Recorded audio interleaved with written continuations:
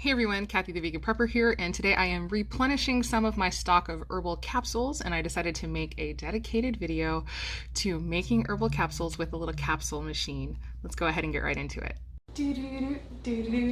Vegan prepper. Vegan prepper.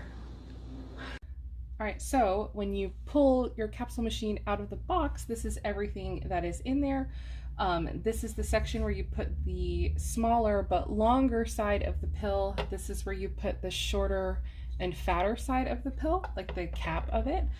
And so you do that with this in place on the bottom, which prevents the unit from depressing as you're working, while you don't want that to be happening. So you put herb in here, use this little thing to move it around. This is your tamper. You go squish stuff in, add a little bit more, squish more. You can funnel a little bit of excess herb right here onto the plate, which is why I always put a plate under this while I am working. Once everything is full to your satisfaction, you can pull this off. Go ahead and come here and push, and then you will end up with pills, and it's that simple. So I just decided to talk you through that really fast. And now let's go ahead and film the actual process, but I won't be talking during that part.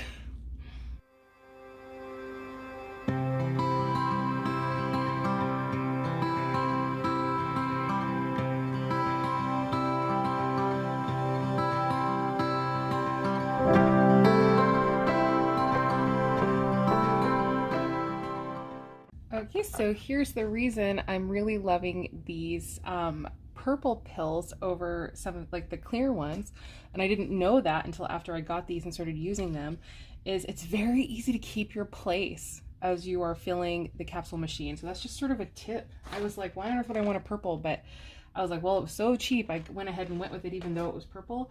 And now I really, really appreciate it, because as you're filling, it's just very easy to kind of lose your spot, and then you have to kind of like hold it up to the light and try to figure out like where is the pill in there based on like a little bit of a shine rather than just clearly seeing it.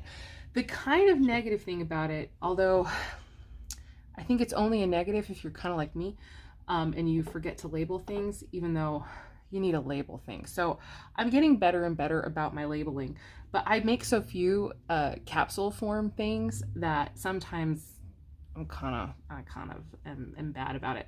So with the clear ones, for instance, I know that I have shatavari capsules and I have hawthornberry capsules, and the larger 00 size, and I can tell the difference between those two because the hawthornberry powder capsules are red and the shatavari powder capsules are white. And so that's the difference between them. I can tell from the color of the herb inside. You can kind of also tell the difference with the texture of slippery elm. And so I'm an extremely visual person, and so for me it works. But with the purple, you can't see the contents of the pill. So it is very important to do the labeling on the purple, just as an FYI. And so yeah, let's go ahead and show the process for actually filling it up with herbs now that I've admitted how silly I am about this stuff.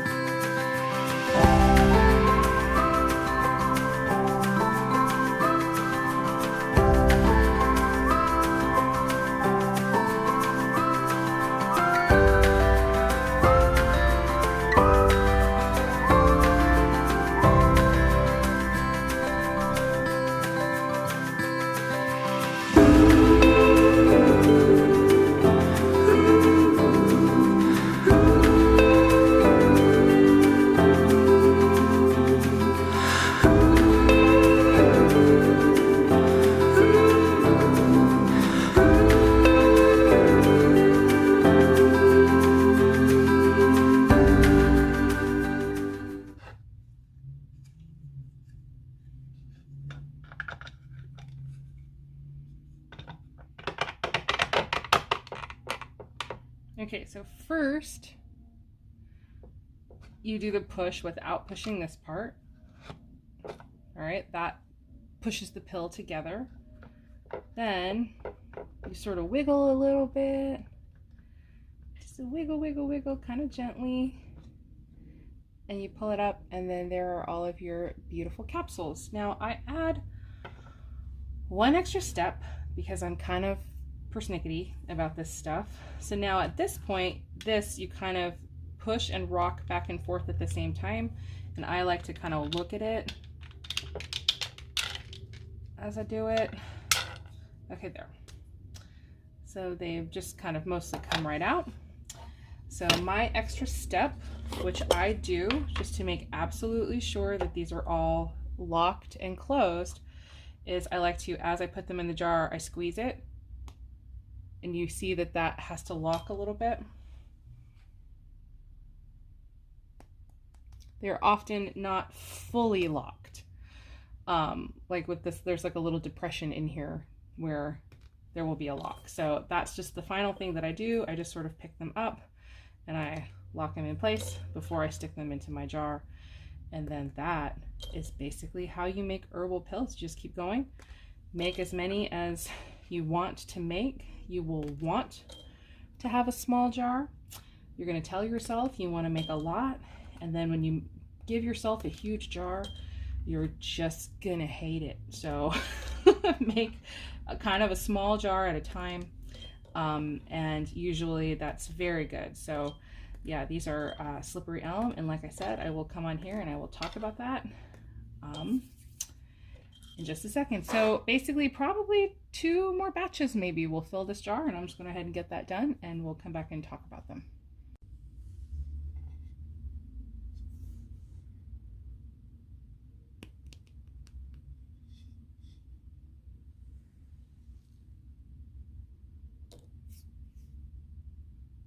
All right, so on my 3rd batch, I had a failure. So just one that didn't come out. So that does happen sometimes. Sometimes I think it's just like a failure in the capsule itself. It wouldn't come out. I actually ripped the capsule trying to get the bottom piece out.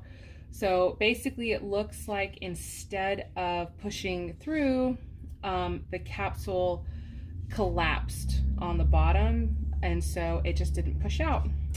But that's not a big deal. I have like a little file here. I'm gonna stick it in there to push it out. And yeah, every now and then you do end up with a failure, but it's overall just a great machine. Out of 3 batches, you know, quite a few pills. That's the very first failure I'd had. So anyway, overall, still a great thing. Okay, so here's another shot. I'm gonna try to get this to show up. I don't know if you can see. I'm losing my light. But yeah, it just squashed. So that's what happened. And sometimes that just happens. So anyway. All right, moving right along. Okay, so there you have it. How you make your own capsules with a capsule machine. It couldn't be any easier, I don't think. And so slippery elm specifically is just a fantastic kind of general digestive aid. I encourage you to do some research on it. It's a really fantastic thing. One thing I will say though is that it is in danger of being over harvested. So please try to source from a place that you trust, with, you know, really powerfully good ethics in this field. I really respect and trust Mountain Rose herbs. And so I would still encourage you though to research and find out for yourself if it is still true that they are still good, because, you know, you just never know. I mean, I would hope and assume that they will stay good for a long time, but you know, it's good to still check. And another thing that I really wanted to mention about capsules in particular, and another reason that they're so handy to have on hand, not just for being able to take them, or, you know, for doing this process to save yourself a ton of money over time, in buying supplements. Like you can buy jars of slippery elm capsules and it's way cheaper over time to just make your own. And it really doesn't take that long. I think it took maybe 20 minutes to make 3 batches of 24, which is a number I will put on the screen because I try really hard not to do math on camera. But you know, it took me not very long to do that. And I just sort of had a YouTube video going while I was making it, and it was just a pleasant little time. But another reason that they're handy to have on hand is because, like, if you're taking them with you, especially if you have yourself like a little kit where you carry little capsules with you or whatever, slippery elm is also fantastic for skin issues or even like a bee sting. Like if you make a little paste of it or put it in your mouth and with like a little bit of spit. It might sound gross, but it works. You know, this is like field medicine we're talking about. Make a paste out of it and then put it on a bee sting and it starts drawing that poison out. It can give relief actually pretty quickly. And so there are actually plenty of other herbs that are powerfully effective used in their powdered form for kind of first aid type issues. So for me, yarrow comes immediately to mind. Yarrow capsules would be great for, you know, various issues. But I think primarily I would keep it in a kit for being able to pop open that capsule and have some of the powder for putting into like a deep cut. It's a really wonderful styptic. It helps stop blood flow. And yeah, it's kind of freaky actually. It'll help stop nosebleeds and things like that. And yeah, there are many other options, but yeah, you can do your own research and find those out, and I would encourage you to do so. The world of herbs is like, I don't know, it's just like it's like Alice falling into Wonderland, but you know, like really good, not traumatizing. So I wanted to show you briefly though, my little kit that I'm experimenting with. I've had it for several months in my purse. I'm not giving a ton of details about it right now because it is not a finished product. I'm still testing I'm not only figuring out what I want in it as far as the herbal preparations and things, I'm also figuring out what I want in it as far as the containers that I'm using, because I'm finding that is so much of this thing. If you have not seen Urban Preppers Altoid preparedness kits or whatever from like 5 or 6 years ago. Some of them are pretty old, these videos, but they're amazing. You go binge those videos. I want every single one of them. And he's just like, he's so fastidious and like, but like in a really good way. I'm not meaning that in a negative way. Like he's really, what is the word I'm looking for? Fastidious it kind of has like a negative connotation, I think, like he's just very precise. He's just very excellent with everything that he does. It's just a really amazing thing to watch. But he was the one that I saw from him that these like little lip gloss container type tins fit pretty perfectly inside of the Altoid kit itself. You can actually fit 6 of them into a kit or into an Altoid thing. Yeah, and I don't know why, for whatever reason, mine are facing horizontally. You can fit them like this. And then if I didn't have these alcohol wipes under here, 2 of these would stack up. So like I said, you could fit 6 into the kit. But these are basically lip gloss tins, or that's how they're typically sold. Each of these will fit 6 of those size 0 capsules just pretty much perfectly, without any, you know, spare room. And so I have now 6 slippery elm capsules in my kit with me, and I can just have those handy for any kind of digestive or tummy upset or whatever that might come up out in the wild, or like, I mean, like just the city, or for, you know, like if there's a bee sting or something like that, I have it now with me and I can use that. And so when I'm at home, we typically will sort of just mix it a little bit into applesauce or something and eat it like that to help tummy upset. For my daughter though, she really doesn't like it. I have a very old video on the channel, which I will link down below, even though I am so embarrassed by it, but I still think the information is good. It's just really, really low quality video. So I'm working on that. I think most of my videos are still pretty low quality, but I'm working on it. So it's really old, and I made herbal capsules without a capsule machine. So I used honey. I really don't feel like having that conversation right now. Yes, I am vegan. Yes, I still use honey. Yes, I understand that as far as strict vegans are concerned, honey is not vegan. Whatever. If you want to decide that I'm no longer vegan because you found out I use honey, that's okay. That's up to you. But basically, I use honey and slippery elm to create little balls. And so usually about roughly a centimeter across, or like, I don't know, like 3/8 of an inch, like a little less than half of an inch across. And that's about the size that I make the ball.